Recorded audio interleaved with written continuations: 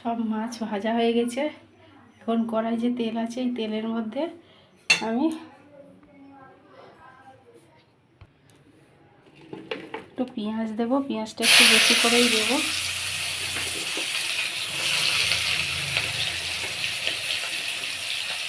একটু গ্রেট করা রসুন দিয়ে দেবো।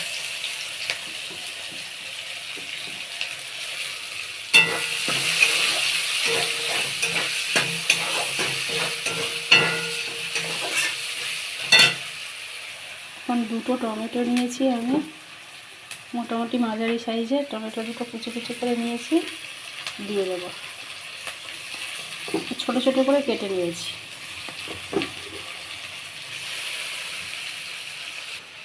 তো হলুদ দিয়ে দেবো,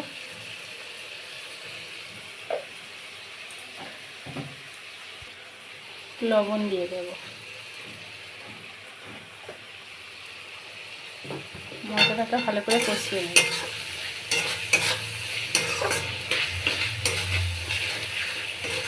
আজকে রান্নাটা একটু স্পাইসি হবে। নমস্কার বন্ধুরা, তোমরা নিশ্চয়ই সবাই খুব ভালো আছো। আমিও ভালো আছি। তোমাদের আশীর্বাদ ও ভালোবাসায় তোমরাও খুব ভালো থেকো। এতদিনে তো তোমরা অনেকেই হয়তো আমাকে চিনে গেছো। যারা চেনো না, আমি সাগরিকা ভদ্র। আমার রান্নার চ্যানেলে তোমাদের সবাইকে স্বাগত। আজকে একটা নতুন রান্নার ভিডিও নিয়ে আমি চলে এসেছি। পাঙ্গাস মাছ, অনেকে পাঙ্গাল মাছও বলে, আমাদের লোকাল ভাষায় পাউস ট্যাংরাও বলে। মাছটা, এই যে সব মাছগুলো আমার ভাজা হয়ে গেছে। এই মাছ দিয়ে আমি আজকে আলু দিয়ে বেগুন দিয়ে একটা খুব সুন্দর রেসিপি বানাবো, যেটা খুব টেস্টি হয়। তাহলে পুরো ভিডিওটা দেখতে থাকো তোমরা। এখন এটার মধ্যে আমি আদা দিয়ে দেবো। আমি আদা গ্রেট করে নিয়েছি, তোমরা মনে করলে ভেজে নিতে পারো, সেক্ষেত্রে একটু কম কষতে হবে। মানে মশলাটা আমি একটু করে বেশি করে কষছি, সেক্ষেত্রে একটু কম কষতে হবে। পেঁয়াজও কুচিয়ে দিয়েছি, রসুনটাও গ্রেট করে নিয়েছি, আর কয়েকটা লঙ্কা, কাঁচা লঙ্কা দিয়ে দেবো। আজকে একটু বেশি লঙ্কাই দেবো, নাহলে এই মাছে ঠিক যায় না। একটু ঝাল ঝাল হবে, তবে ভালো লাগে। অল্প একটু গুঁড়ো লঙ্কা দিয়ে দেবো।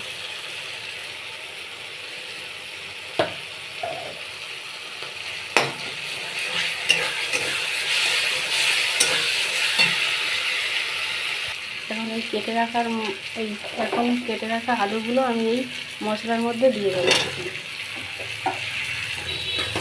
আলুগুলো অল্প একটু কষিয়ে নেব।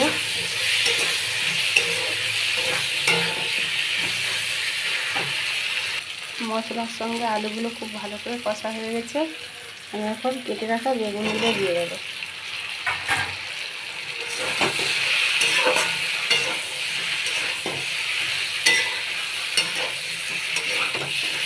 আবার আর একটু ভালো করে কষিয়ে নেব। বেগুন দিয়ে বেশিক্ষণ কষাবো না, যেহেতু বেগুন নরম, তাড়াতাড়ি হয়ে যাবে। অল্প একটু কষিয়ে জল দিয়ে দেবো। এই রান্নাটা হচ্ছে যত ভালো করে কষাবো তত ভালো টেস্টি হবে। এখন এই সবজি আর মশলার মধ্যে আমি ধনে, জিরে আর গরম মশলার গুঁড়ো দিয়ে দেবো। অল্পক্ষণের জন্য কষিয়ে নেব। ভালো করে কষানো হয়ে গেছে, এখন জল দিয়ে দেবো। ঝোলটা খুব ভালোভাবে ফুটে গেছে, এখন মাছগুলো আমি দিয়ে দেবো। এই ঝোলটা এত টেস্ট হয়, মানে মাংসকেও হার মানাবে। এত সুন্দর সেন্ট বেরিয়েছে, এখনই খেতে ইচ্ছে হচ্ছে।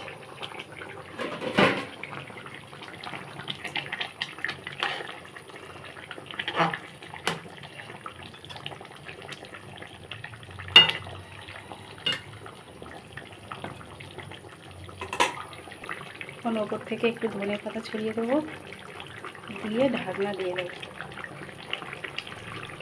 অল্পক্ষণের জন্য ঢেকে দেবো।